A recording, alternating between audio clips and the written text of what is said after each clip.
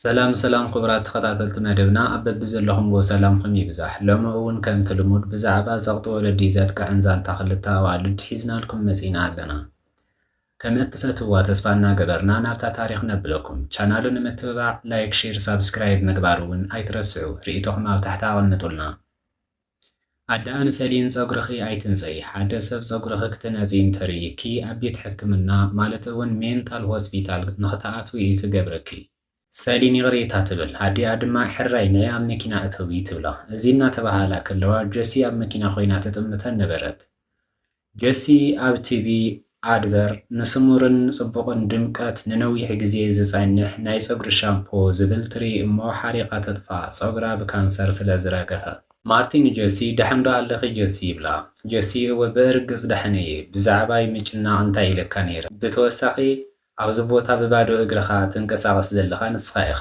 ንዓኣቶም ግን ምትሓተይ ክጥቀመሎም ፈቲነ እየ ትብሎ ወለዳ ንጆሲ ናብ ስራሕ ንክኸዱ እናተዘጋጀዩ ከለዉ ጆሲ ብሓቂ ሕጂ እውን ካልእ ሽፍቲ ክትሰርሑ ክትኸዱ ድዩ ድሮ እውን ብዙሕ ኢኹም እትሰርሑ ትብሎም እሞ ወለዳ ብዛዕባና ኣይትጨነቕ ይሕንጋቕተይ እወ ሒደት ተወሳኺ ሰዓት ጥራይ እዩ እሺ ሕጂ እታ ንእሽቶ ትኹን ዓባይ ትጠቅም እያ ጀሲ ኣነ ኣብቲ ጥቓ ብሮክሳይድ ዘሎ ቤት ምግቢ ቦባ ድሕሪ ትምህርቲ ብክፍሊ ግዜ ንክሰርሕ ኣመልኪተ ነይረ ትብሎ ወለዳ ንምንታይ ከምኡ ትገብሪ ጆሲ ካብ ወይዘሮ ሮዘን ናይ ስራሕ ዕድል ረኺበ ትብል ወለዳ ኣይፋልን ብፍጹም ኣይኸውንን ይብልዋ ጆሲ በጃኹም ኣነ ክሕግዝ ጥራይ እየ ዝደሊ በጃኹም ሕጂ ኣይሓመምኩን ትብል ወለዳ ንዓኸ ጥዕምቲ ክንንከባኸበካ ኣለና ሓይልኺ ንምምላስ ድሕሪ ቤት ትምህርቲ ክትዓርፋ ኣለኪ ይብልዋ ጀሲ በጃኻ ቦየ በጃኻ ግን ትብል እሞ ኣዲኣ ግን የለን ረኣይ ንምስራሕ ሙሉእ ዕድማ ኣለኪ እመንኒ ክንኸይድ ኣለና ግን ነዚ ስራሕ ክተቋርፅዮ ምዃንኺ ቃል እተውለይ ትብላ እሞ ትናደድ ማርቲን ጆሲ ኣብ ቤት ምግቢ ቦባ ጎበዝ ክትኾኒ ኢኺ ዝብል ግምት ኣለኒ ኣነ ናይ ኩዕሶ እግሪ ፕሮ ምስ ኮንኩ ንስኺ ናይ ብሕተይ ሰራሕተኛ ቦባ ክትኾኒ ትኽእሊ ኢኺ ማይ እናስተኺ ክተርውይኒ ይብላ እሞ ጀሲ እወ ንዕኡ ማይ ዝበለፀ ይመስለኒ ትብሎ ሰሊን ፀጉራ ንዝሰርሐላ ወዲ እንደገና የቐኒለይ ትብሎ እሞ ወለዳ ነቲ ናይ ፒኣር ጋንታ ከም ዘድልየና ነጊረዮም ነይረ ድሮ ካብቲ ባጀት ብቢልዮናት ዶላራት ኣውፂና ኣለና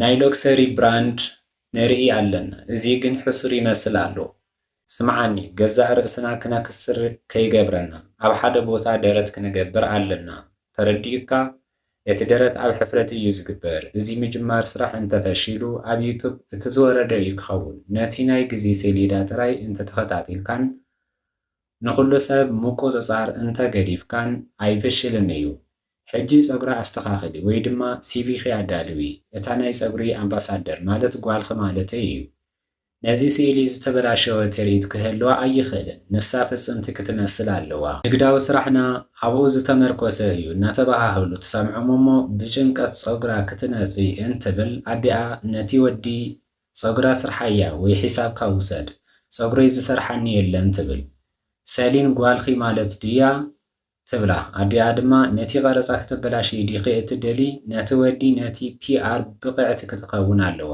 ቢዝነስና ኣብኣ ዝተመርኮሰ እዩ ትብሎ ሰሊን ኩሉ ቆሪፀዮ ጽቡቕ ናይ ቦባ ስታይል እንተዝገብሮኸ ትብል እሞ ጀሪ ከይተስሐቕኒ ንዓና ክተኽስሪ ዲኺ ትደሊ ቀልጥፍ በሊ ኣነ እውን ፀጉረይ ክስራሕ የድልየኒ ኣሎ ኢላታ ትወፅእ ሰሊን ነቲ ወዲ በጃኻ ይቕሬታ እዚ ፀጉሪ ዝተበላሸወ ብናተይ ጌጋ እዩ ትብሎ እቲ ወዲ ቀልጢፉ ዝስተኻኸል እዩ ብተወሳኺ ኣብቲ ምርኢት ብልፅቲ ትኾኒ ኢኺ ይብላ ማርቲ ብሓቂ ዳሕን ዲኺ እሲ እወ ንስኻ ኣብ ድቃስኻ ክተተኩር ኣለካ ብተወሳኺ ፅባሕ ዓብይ ናይ ልምምድ ፀወታ ኣለካ ክትዓርፍ ኣለካ የፍቅረካ ይሓወይ ትብሎ ኣብቲ ሆቴል ወለዳ ንሰሊን ንምንታይ ቅድሚ ሕጂ ዘይነገርክኒ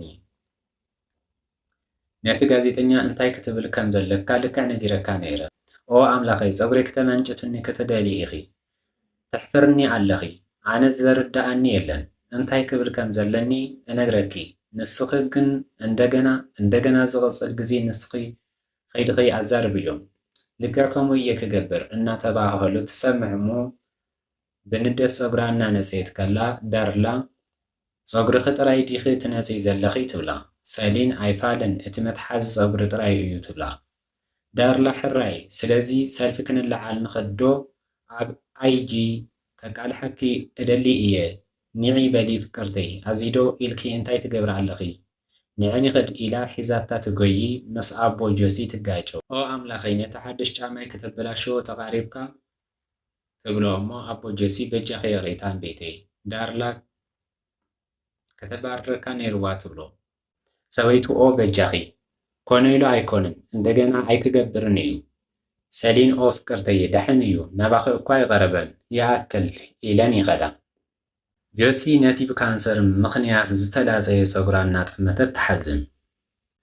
ኣብ ቤት ትምህርቲ ዳርልናን ሰሊንን ኣብኡ ዝዓበየ ክኸውን እየ እወ ኣዝየ ተሓጒሳ ኣለኹ ገና ዝዕደግ ክዳን ክመርፅ ኣለኒ እናበለት ከላ ጆሲ ትጥምታ ነበረት እሞ ዳርላ ንጆሲ ግን እንታይ እዩ ንስኺ ፍልይቲ ዲኺ ክሳብ ክንድዚ መፃወቲ ዲና ካብ ምርኣይና ክትዓርፊ ኣይትኽእልን ናይ ተኸታታሊት ስምዒት እያ እትህብ እናበለት ከላ መምህር ተመሊሰ መፅየ ተረጋግዑ በጃ ንዝቕፅሉ ሒደት ሰሙናት ኣብ ናይ ዩኒት ፎር ሚድያ ፕሮጀክት ምስ መሻርክቲ ክትሰርሑ ኢኹም ስራሕኹም ካብቲ ላዕለዋይ ትርኢት ወፂኢኹም ኣብ ድሕሪ እቶም ናይ ሎማዓ ዓበይቲ ዜናታት ዘሎ ናይ ሓቂ ሓቅነት ምፍታሽ እዩ።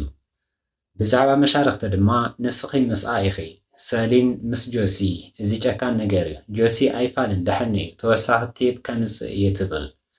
ጆሲ ምስ ሓዋ ኣብ ገዛ ኩዕሶ እናተፃወቱ ከለዉ ወለዱ ጆሲ ምስቲ ስሩዕ ስራሕ ተወሳኺ ናይ ምግቢ ምድላው ስራሕን እኳ ነዞም ናይ ሕክምና ዕዳታት ክንኸፍሎም ኣይከኣልናን ካልእ እንታይ ክገብር ከም ዘለኒ ኣይፈልጥን ሕራይ መፍትሒ ክንረኽበሉ ኣለና ንምንታይ ኢኺ ትጭድርለይ ዘለኺ ምክንያቱ ንስኺ ኣይትሰምዕንን ዘለኺ ካብቲ ሕጂ ዝሰርሖ ዘለኹ ንላዕሊ ክሰርሕ ኣይኽእልን እየ እናተባህሉ ትሰምዕ እሞ ትሓርቕ። ሰሊን እውን ወለዳ ንሳቶም ኣይክወፁን እዮም ግን ንኹሉ ሰብ ከም ናይ ብሕቲ ረዳይትኻ ገይርኻ እንተተታሒዝካዮም ምናልባት ነቲ ማዕፆ ክትኸፍቶ እደሊ እየ እናተባህሉ ትሰምዖም። ተናዲዳ ፀጉራ ትነፅግ መፂኦም ሕራይ ሰሊን ክዳን ክትመርፃ ኣለኪ ግምታት መፂኦም ኣለዉ። ኩሉ ነገር ጽቡቕ እንተኸይዱ ድማ ኣብ ቀዳማይ ወርሒ $10 ሚልዮን ክንረክብ ኢና ኩሉ ኣብ ኢድኺ እዩ ዘሎ ስለዚ ኣየናይ ኢኺ ትደሊ ይብልዋ። ሰሊን ኣነ ንባዕሊ ሂደት ግዜ ዘድልየኒ ይመስለኒ ትብል። ኣዲ ኣይፋልን ግዜ የለን ዝስራሕ ብዙሕ ነገር ኣሎ ቀልጢፈ እንታይ ዓይነት ክዳን ትብላ። ሰሊን ንስኻቶም ዝደለኹምዎ ትብሎም። ጄሪ ሕራይ ኣነ ሊላ እብል ኣባ ኡፍ እዚ ብዙሕ ይመስለኒ ጄሪ እንታይ እቲ ኣትኩሮ ኣብ ፀጉሪ ክኸውን ኣለዎ ኣባ ኦ ሕጂ ድማ ኩሉ ትፈልጥ መሰልኺ ሕራይ ዝደለኽዮ ይኹን ደሕን እዩ ጄሪ እዋ ኣነ ዝደለኽዎ ክትኽደኒ ክነግረኪ ሕጉስቲ እየ ትብላ። ጆሲ ስለዚ ብዛዕባ እንታይ ኣርእስቲ ክትሰርሒ ትደሊ ትብላ ኣብ ትምህርቲ ቤት። ሰሊን ብዛዕባ ናይ ፅባቐ ስካንዳል እንተገበርናኸ ከምቶም ኩባንያታት ምትምማን ብብልቃጥ ዝሸጡ ጆሲ ፈትየየ ኣለኹ ወይ ድማ ፍጹም መመላኽዒ ፍጹም ፀጉሪ ትብላ። ሰሊን እወ ልክዕ እወ ብሓቂ ጽቡቕ ሓሳብ ይመስለኒ ኩሉ ግዜ በቲ ኣብ ክፍሊ ተምፅዮ ሪፖርት እግረም እየ የቕሬታ ከም ኣድናቂ እየ ዝኸውን ዘለኹ ግን እቲ ዝገበርክዮ ናይ ሶሻል ሚድያ ስካንዳል ብሓቂ ዘደንቕ እዩ። ብሓቂ እወ እወ የቐኒየሊ ከመይ ጌርክ ከም ዝዘከርክዮ እኳ ኣይፈልጥን። እታ ዓርኪ ሰሊን ኣብ ጥቓኦም መፅያ ሰሊን ስለዚ ጆሲ ካብ መዓዝ ጀሚራ እያ ክትዛረብ ጀሚራ? ዳርላ እንታይ ለዛ እየ ዝገብር ዘለኹ። ሰሊን ሕራይ ኣብዚ ክንሰርሕ ንፍትን ኣለና። ዳርላ ፅንሒ ኢሎም ምሸት ናብቲ ፓርቲ ትመፅእ ዲኺ ትብላ እሞ ሰሊን ወለደይ ብሓቂ ኣይፈቕድለይን እዮም ትብላ። ዳርላ መሪሳ እንታይ ኣይፋልን ክትመፅእ ኣለኪ በጃኻ ሓጋዚት የድልየና ኣሎ ትብል እሞ መምህር ዳርላ ኣትኹሪ። ሰሊን ንጆሲ የቕሬታ ንሳ ሓያል ክትኸውን ትኽእል እያ ጆሲ ደሕን እዩ። ሰሊን ናብ ፓርቲ ከይዲ ክትፈልጥ ዲኺ ትብላ። ጆሲ ድማ ኣይፈልጥን ትብላ። ሰሊን ብሓቂ እሞ ክልቴና ሓቢእና እንተወፃእናኸ ጆሲ ወለደይ ንኽዘናጋዕ ኣይፈቕድለይን። ዳርላ እመፅእ ኣለኹ ንጆሲ እውን ሒዘያ እመፅእ እየ ትብላ ሰሊን። ሮዘን ጀሲ ኣብዚ እንታይ ትሰርሕ ኣለኺ ትብላ። ንሳ ድማ ወይዘሮ ሮዘን ከመይ ኣለኺ ንሓዊ ክወስድ እየ መፅየ። ሮዘን ብዛዕባ እቲ ኣብ ድንኳነይ ዘሎ ከፍቲ ቦታ ወስቲን ኸዲኺ ትብላ እሞ ጀሲ ኣነ ግን ሕጂ ክገብሮ ኣይኽእልን እየ ትብላ። ወይዘሮ ሮዘን እዚ ዘሕዝን እዩ ንስኺ ነቲ ቦታ ፍፅምቲ ሰብ ነርኺ ሓሳብኻ እንተቐይርኪ ኣፍልጥኒ ጥራይ ትብላ። ጀሲ ከፍልጠኪ እየ የቐኒየለይ ትብላ። ሮዘን ንዓኒ ኸይትውለል ወዳ ሮዘን ቻው ጆሲ ትብላ እሞ ቻው ኢለን ምስ ተፈላለያ ማርቲ መዚኡ ኣብቲ ናይ ልሙድ ፀወታ 4 ሽቶታት ኣመዝጊበ ይብላ። ጆሲ እንታይ እዚ ዘደንቕ እዩ ጫማኻ ኣበይ ኣሎ ሓወይ ትብሎ። ማርቲ የቕሪታ ዝከኣለኒ ፈቲነ እየ ምስ ተበላሸው ደው ከብል ነይሩኒ። ጆሲ ድማ ሓድሽ ክትረክብ ትኽእል ዶ ትብሎ። ብዘይ ጫማ ክፃወት ኣይኽእልን እየ ደሕን እዩ ምናልባት ኩዕሶ እግሪ ክፃወት የብለይን ይኸውን ይብላ። ጀሲ ኣይፋልን ንስኻ ኩዕሶ ክትፃወት ኢኻ ሕራይ መፍትሒ ክንረኽበሉ ኢና ንዓና ኣብ ገዛና ንኸይድ ትብሎ። ወለዲ ሰሊን እዚ ዕድል ክሳብ ክንደይ ዓብዪ ምዃኑ ትፈልጥ ዶ? ኩሉ ነገር ፍጹም ክኸውን ኣለዎ።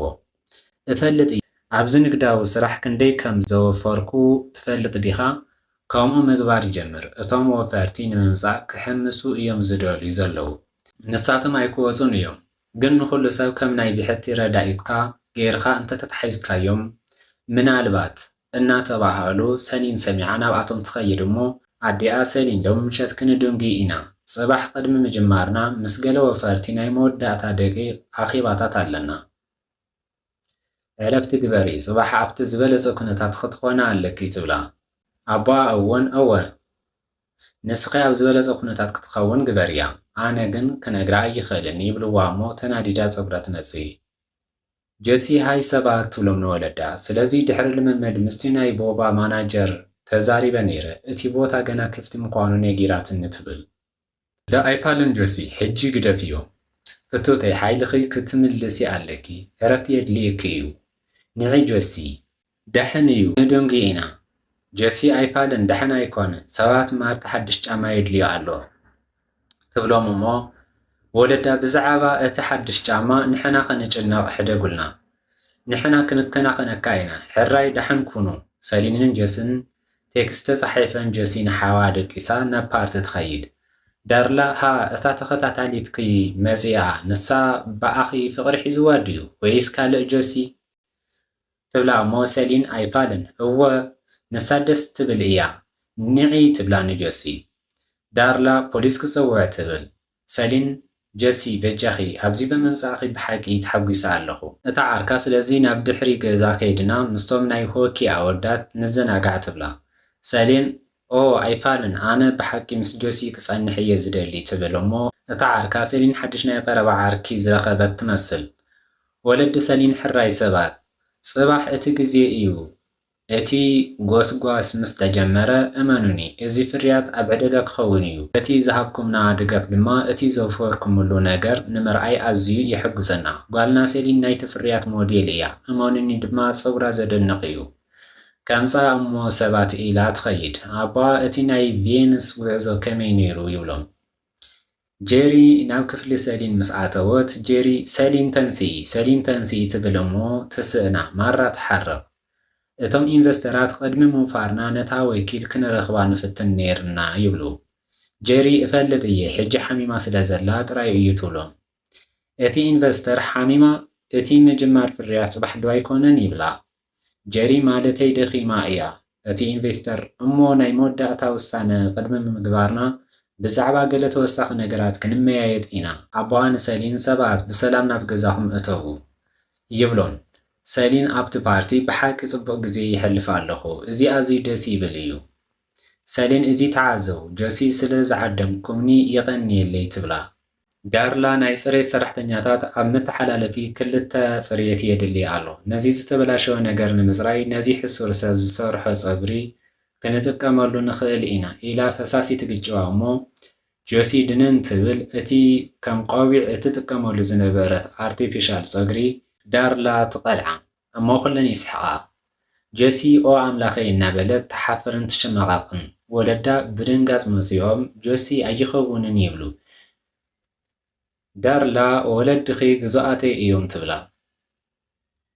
ኣቦኣ ድማ ሕንቅቕተይ ክታዕርፊ እዩ ነይሩኪ ኢሎም ክወስድዋ ይብሉ እሞ ዳርላ ጽንሑ ነዚ ዝተበላሸወ ነገር ኣጽሪይዎ ትብሎም። ወለዳ ድሕሪኣ ጀሲ ኣብዚ እንታይ ትገብራ ኣለኺ? ጽንሒ ድሕነት የብሉን ኣብ ዓራት ክትኾን ነይሩኪ እናበልዋ ከለዉ ዳርላ ናብ ውሽጢ ተመለሱ እሞ ስራሕኩም ስርሑ እንተዘይኾኑ ክልቴኹም ካብ ስራሕ ክትባረሩ ኢኹም። ሓደ ሰብ ኣብቲ መንጻፍ ትፋእ ኣሎ ንዕኡ እውን ኣጽሪይዎ ትብሎም። ኣቦኣ ናብ ገዛ ኺዲ ብዛዕባ እዚ ጸኒሕና ክንዘራረብ ኢና ይብላ። ጆሲ ብእግረይ ክኸይድ እየ ሰሊን የቐኒየለይ ትብል እሞ ሰሊን ጆሲ ብሓቂ የፈለጥኩን ነይረ። ጆሲ ዳሕን እዩ ኣይፈለጥክን ነይርኺ ንማንም እውን ነጊራ ኣይፈልጥን እየ ስለዚ ጸገም የለን ካንሰር ነይርኒ ሕክምና ምስ ጀመርኩ ድሕሪ ሂደት ኣዋርሕ ጸጉረይ ክረግፍ ጀሚሩ መዓልታዊ እዚ ነገር ከም ዘይኮነ ከምስል እፍትን ግን ይኸውን ኣሎ። እቶም ወለደይ ነይሮም ኣብዚ ፓርቲ ክሕልው ከም ዝኾኑ ምንም ኣይፈለጥኹን። ንሳቶም ንሕክምና ዝኸውን ዕዳ ንምኽፋል ዝረኸብዎ ስራሕ ክሰርሑ እዮም ዝጽዕሩ ዘለዉ ግን ናብ ዝኾነ ቦታ ክኸይድ ኣይፈቕድለይን። ስለዚ እንደገና ከይሓምም መዓልታዊ ይጭነኹ ግን እንታይ ከም ዝደሊ ፈጺሞም ኣይሓቱንን ትብላ። ሰሊን ከመይ ከም ዝስማዓኪ ይርዳኣኒ እዩ። ጆሲ ከመይ ትብላ። ሰሊን ድማ ከምኡ ዓይነት ከም ዝኾነ እፈልጥ እየ ግን ኣነ ትሪኮቲሎማንያ ዝበሃል ጸገም ኣለኒ። እዚ ድማ ምስ ዝጭነቕ ወይ ምስ ዝወጠር ጸጉረይ ባዕለይ ዝምንጥጣሉ ኩነታት እዩ። መብዛሕትኡ ግዜ ድማ ውጥረት ይስማዓኒ እዩ ምክንያቱ ወለደይ ኩሉ ግዜ ይበኣሱ እዮም። ንዓይ ድማ ኩሉ ነገር ንሳቶም እዮም ዝመርጹለይ። ሕጂ ድማ ነቲ ናይ ጸጉሪ ፍርያቶም ወኪል ኮይና ኣለኹ። ኣብ ድሕሪኦም ድማ ጸጉረይ ባዕለይ እምንጥል ኣለኹ። ዘገርም እዩ። ጆሲ ብሓቂ ቅሪታ ምንም ኣይፈለጥኩን። ምናልባት ብዙሕ ፍልልይ የብልና ንኸውን ምናልባት ብሓባር ንወለድና ክንገጥመሎም ንኽእል ኢና። ሰሊን እወ ብጣዕሚ ጽብቕቲ ትመስሊ። ጆሲ ንስኺ እውን ትብላ። ሰሊን ምስ ወለዳ ሰሊን ክንጽበየኪ ጸኒሕና ንዒ በሊ ሰሊን እቲ ኢንቨስተር ክርእየኪ ይደሊ ነይሩ ኣብዚ ክትኾኒ ነይሩኪ በዚ ጠባይኺ ክሳብ ክንደይ ሕማቕ ከም ዝመሰልክና ትፈልጥ ዶ? በዚ ጠባይኺ ክሳብ ክንደይ ዓብይ ናይ ገንዘብ ዕድል ክነጥፍእ ንኽእል ከም ዝነበርና ትፈልጥ ዶ? ሰሊን ድማ ንዓኹም ዘገድሰኩም እቲ ምጅማር ፍርያት ጥራይ እዩ ማለተይ ኣነ ኣብዚ ዘይምህላዊ ምንም ኣይግድሰኩምን ዘገድሰኩም ገንዘብ ክነጥፍእ ንኽእል ዝብል ጥራይ እዩ ኣነ ፍርያትኩም ኣይኮንኩን ትብል። ጀሪ ኣዘራርባኻ ኣስተኻኽሊ ፍርያትና ከም ዝኾንኪ ኣይሓሰብናን ትብላ። ሰሊን ከምኡ ከም ዝኾነ ግን ግሁድ እዩ። ፍጽምቲ ክኸውን ንዓኹም ጽብቕቲ ክመስል ኣዝየ ተጨኒቐ እየ። ኩሉ ግዜ ክትበኣሱ ከም ዘይሰማዕኹም ኮይነ ከይመስለኩም ብሓቂ ኩሉ ግዜ እቲ ጸጉረይ ባዕለይ ክምንጥል ጸኒሐ ደው ከብሎ ኣይከኣልኩን ደው ከብሎ ኣይኽእልን እየ ትብሎም። ጀሪ ሓቂ እዩ። ሰሊን ኣነ መንነተይ ክኸውን ጥራይ እየ ዝደሊ። ጀሪ ንዕናባይ ይቕሪታ ሕንቀቕተይ ምንም ኣይፈለጥናን ነርና ብዛዕባ እዚ ንግዲ ክንደይ ተዋሒጥና ክሳብ ንዓኺ ዝገበርና ኪሳውቲ ዘይንርዮ ኮይንና እዚ ኩሉ ኣብ ልዕሊኺ ክኸውን ኣይነበሩን። ንስኺ ገና ቆልዓ ኢኺ ዝኾነ ዘድልየኪ ሓገዝ ክንገብረልኪ ኢና። ጽቡቕ ቴራፒስት ወይ ዝኾነ ፍጽምቲ ክትኾኒ ኣየድልየክን እዩ። ንስኺ በዓልኺ ክትኾኒ ጥራይ ኢኺ ዘድልየኪ ትብላ። ሰሊን ግን ብዛዕባ ጽባሕኸ ትብል። ጀሪ ኣይፋልን ብዛዕባ ጽባሕ ኣይትጨነቒ ንሕና ክንከናኸኖ ኢና እወ ድሕን ክኸውን እዩ ዝደለኽዮ ኩሉ ክንገብረልኪ ኢና ይብልዋ። ጀሲ ድማ ምስ ወለዳ ደጊመ እንታይ ክገብራ ከም ዘለኒ ኣይፈልጥን ጀሲ ኣነ እፈልጥ እየ ትብል። ወለዳ ናብ ክፍሊ ኸይኸይድ እሞ ብዛዕባ ጠባይኺ ጽባሕ ክንዘራረብ ይብልዋ። ጀሲ ኣይፋልን ሕጂ ክዛረብ እየ ሓደ ግዜ ጥራይ ስሩዕ ኮይነ ክስማዓኒ እደሊ በጃኹም ሓደ ግዜ ጥራይ ናብ ፓርትታት ክኸይድ እደሊ ክሕግዝ ክኽእል ድሕሪ ቤት ትምህርቲ ስራሕ ክህልወኒ እደሊ ምሉእ ዕድመይ ኣብታ ክፍሊ ኮፍ ኢለ ዕረፍቲ እናገበርኩ ከሕልፎ ኣይደልን። ወለዳ ድማ ንሕና ጥዕናኺ ክትሕልዊ ጥራይ ኢና ንደሊ። ጀሲ ኣነ ጥዒቲ እየ። ወለዳ ዝሓለፈ ዓመት ክንስእነክ ተቓሪብና ነርና ከምኡ ዓይነት ስምዒት እንደገና ክመፀና ኣይንደልን። ጀሲ እፈልጥ እየ ኣቦይ ግን ሕጂ ክነብር እየ ዝደሊ። ካንሰር ዘምሃረኒ ነገር እንተሃለወ ህይወተይ ኣዝየ ሓፃር ምዃና እዩ። ኣነ ግን ተሰባሪት ኣይኮንኩን። ኣነ ዝሓየልኩ እየ ምኽንያቱ ተሪፈ እየ ወለደይ ትብሎም። ወለዳ እዚ ንዓኺ መፈንጠራ ክኸውን ፈጺምና ኣይደለናን። ቀኑዕ ኢኺ ኣዝና ኣጽኒዕና ሒዝናኪ ነርና። ትነብርዮ ንእትደልዮ ህይወት ናጽነት ክንህበኪ ኢና። ጽባሕ ካብ ስራሕ ዕረፍቲ ወሲድና ከም ቀደም ሓበራዊ ናይ ስድራ ቤት መዓልቲ ክነሕልፍ ኣለና። እዚ ካብ ዘይገበርና ብዙሕ ጸኒሕና ኢና። ጆሲ ጽባሕ ንዓይኒ ማርቲን ሒዝኩምና ከም ቀደም ከተውፅኡና ዲኹም ትብሎም። ወለዳ ብእርግጽ ክንገብር ንኽእል ኢና። ጆሲ ፈትየያ ኣለኹ ቢል እወ ሕንቀቐይ ኣነ እውን ፈትየዮ ጽብቕቲ ትመስሊ። ኣብ ትምህርቲ ቤት ዳርላ ጆሲ እናመጸት ትርእያ እሞ እታ መላጥ መጺኣ ድሕሪ ትማሊ ምሸት ክትመጽእ ኢኺ ኣይገመትኩን ትብላ። ሰሊን ዳርላ ኣስቅጢ ንጆሲ ሕደግያ እንተዘይኮይኑ ነተን ናይ ትማሊ ፓርቲ ስእልታት ፖስት ኣይትግበር ዝብል ምልክት ገይረ ናብ ኣዲ ክሰደን እየ። ኣብ 4000 ቪድዮ እናተታእኺ ክትረኣይ ጽቡቕ ኣይኮነን ትብላ። ሰሊን ንጆሲ ጸጉሪ ከፈትየያ ኣለኹ ኣዝዩ እዩ ተስማሚዕኪ ትብላ። ጆሲ የቐኒየለይ ባዕለይ እየ ገይረዮ ትብላ። ጽንሒ ሎም መዓልቲ ናይ ጸጉሪ ፍርያትኩም ምጅማር ዶ ኣይኮነን ትብላ። ሰሊን እወ ግን ኣቦይን እነይን ሸፊንናዮ ኢና ኢሉኒ። እቲ ዝቖረጽክዎ ጸጉሪ ድማ ሓድሽ ዊግ ክስራሓልኪ ሰዲደዮ ኣለኹ። ማለተይ እንተደሊኽዮ ጥራይ ንስኺ ብዘይኡ እውን ጽብቕቲ ኢኺ ግን ተመሳሳሊ ጸጉሪ ክህልወና እየ ዝደሊ ትብላ። ጆሲ እዚ ንዓይ ትርጉም ዓብዪ እዩ የቐኒየለይ ሰሊን ትብላ። ጀሪ ድማ ጆሲ ኣብ ዝቕጽል ናይ ፍርያት ጎስጓስና ክትሳተፊ ትደሊ እንተኾይንትኺ ክንርኢ መጺና ሓድሽ ናይ ጸጉሪ መብቀሊ ሰረም እናማዕበልና ንርከብ። ንስኺ ድማ ፍጽምቲ ሞዴል ክትኾኒ ትኽእሊ ክፍሊት እውን ኣለዎ ትብላ። ቢል እንሆ ጀሚርና ትብል እሞ ጆሲ ኦ ኣምላኸይ ብመወዳእታን ጫማኻን ነቲ ናይ ሕክምና ዕዳናን ክንኸፍሎ ንኽእል ኢና ኢላ ትሕጐስ። ክቡራት ተኸታተልትና ካብዛ ቪድዮ እንወስዶ ቁም ነገር ብሕማም ይኹን ብጥዕና ንውላድኻ ነፃነት ሂብካ ዝደልዮ ነገር ምርዳእ እምበር ጸቅጢ ምግባር ክንደየናይ ሓሰያ ከም ዘለዎ እዩ። ካብታ ቪድዮ ገለ ቁም ነገር ከም ዝረኸብኩም ተስፋ እናገበርኩ ብኻልእ ቪድዮ እስካብ ንራኸብ ሰላም ቅነ።